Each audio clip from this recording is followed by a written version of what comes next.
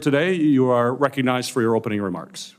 Thank you, sir. Good morning, Chairman Peters and Durbin, ranking members Paul and Graham, and distinguished members of the committee. It is a privilege to appear before you today to discuss the FBI's investigation of the attempted assassination of former President Trump on July 13th in Butler, Pennsylvania. Before going further, I want to again offer my and our condolences to the victims of this heinous attack, to the family and loved ones of heroic firefighter and father Corey Comparator, to Mr. Dutch, to Mr. Koppenhaver, who continue to recover, and to former President Trump, who was also struck by a bullet fired from the shooter's rifle. Our thoughts and prayers are with each of them and their families and loved ones.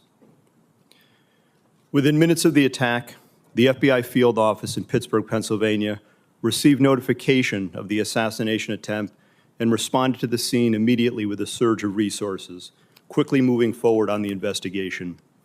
From the outset, the FBI has been investigating this attack as an assassination attempt and an act of domestic terrorism. Our team continues to conduct a full, thorough, and objective investigation and will continue to follow all leads and avenues of investigation to logical conclusion, leaving no stone unturned. While it's not typical to provide details of an ongoing investigation, this, as we all know, is an extraordinarily tragic set of circumstances of the utmost national importance, making it essential to inform the American public and Congress what is known right now with full transparency. The investigation remains focused, of course, on determining motive, identifying any potential co-conspirators or others with knowledge of the attack, and building out a timeline of shooter Thomas Crooks' actions in advance of and during the attack. Thus far, though absolutely nothing has been ruled out, the investigation has not identified a motive, nor any co-conspirators or others with advanced knowledge. To date, the FBI team has conducted more than 460 interviews, executed search warrants, including at the shooter's residence, and seized electronic media to include phones, laptops, hard drives, and thumb drives. Legal process has been issued to dozens of companies, and we've received more than 2,000 tips from the public. The full resources of the FBI have been brought to bear in furtherance of the investigation. Agents, analysts, professional staff, experts. I've personally visited the site of this horrific attack and seen firsthand the work of FBI Pittsburgh and our partners on the front line, and want to thank all involved for their ongoing and tireless efforts to get the answers that we need and to deliver justice. Specialized resources deployed included evidence response teams, victim services specialists, laboratory and operational technology division resources to process physical and digital evidence, a shooting reconstruction team. Additionally, our explosive experts have analyzed the 3 IEDs recovered, 2 from the shooter's vehicle, 1 from the family residence. And our behavioral analysis unit, importantly, is helping to build a profile of the shooter to include his mental state. Next, I want to provide a brief highlighted overview of the timeline that has been established to date through witness interviews and other information. Again, this is our understanding at present and is subject to change and further refinement as more facts are collected. On July 3rd, the rally in Butler, Pennsylvania was announced. On July 6th, the shooter registered to attend the rally and performed a search for, quote, how far was Oswald from Kennedy? On July 7th, the shooter traveled from his home to the Butler Farm Show grounds and remained there for approximately 20 minutes. We assess this shows advanced planning and reconnaissance on his part. On July 12th, the shooter traveled from his home to the Clairton Sportsman Club, where he practiced shooting. On the morning of July 13th, at approximately 10 a.m., the shooter returned to the Farm Show grounds and remained there for about 70 minutes before returning home again. At approximately 1:30 p.m., while at the residence, the shooter's father gave him a rifle for the purpose, he believed, of going back to the Sportsman Club. About 25 minutes later, the shooter purchased ammunition while en route to the Butler Farm Show grounds. The subject then arrived at the scene and was moving around the Farm Show grounds close to the American Glass Research AGR building, from which he ultimately committed the attack.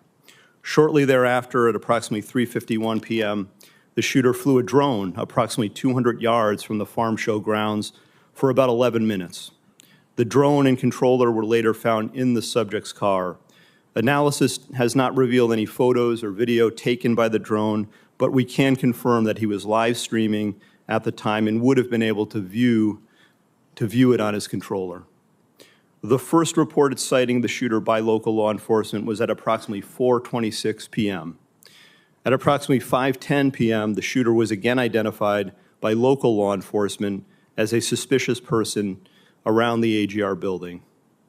And at approximately 5:14 p.m., a local SWAT operator took a photo of the shooter.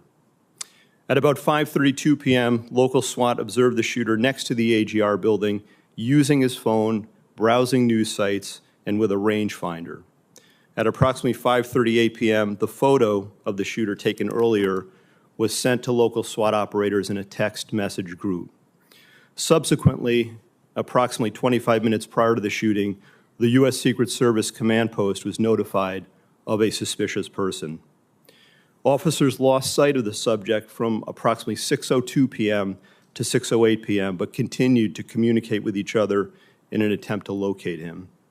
Recently discovered video from a local business shows the shooter pulling himself up onto the AGR building rooftop at approximately 6:06 p.m.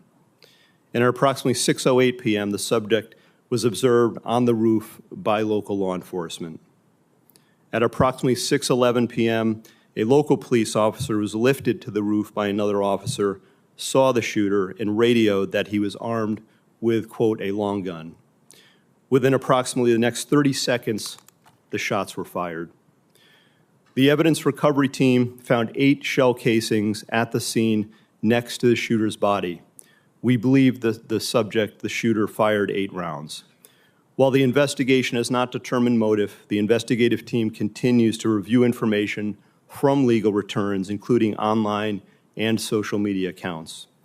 Something just very recently uncovered that I want to share is a social media account which is believed to be associated with the shooter in about the 2019-2020 timeframe. There were over 700 comments posted from this account. Some of these comments, if ultimately attributable to the shooter, appear to reflect anti-Semitic and anti-immigration themes, to espouse political violence, and are described as extreme in nature. While the investigative team is still working to verify this account to determine if it did in fact belong to the shooter, we believe it important to share and note it today, particularly given the general absence of other information to date from social media and other sources of information that reflect on the shooter's potential motive and mindset. These are the facts, in part, that the investigation has revealed to date. While the shooter is dead, our work is very much ongoing and urgent. Thank you, and I look forward to answering any and all questions. Thank you, Mr. Abbate.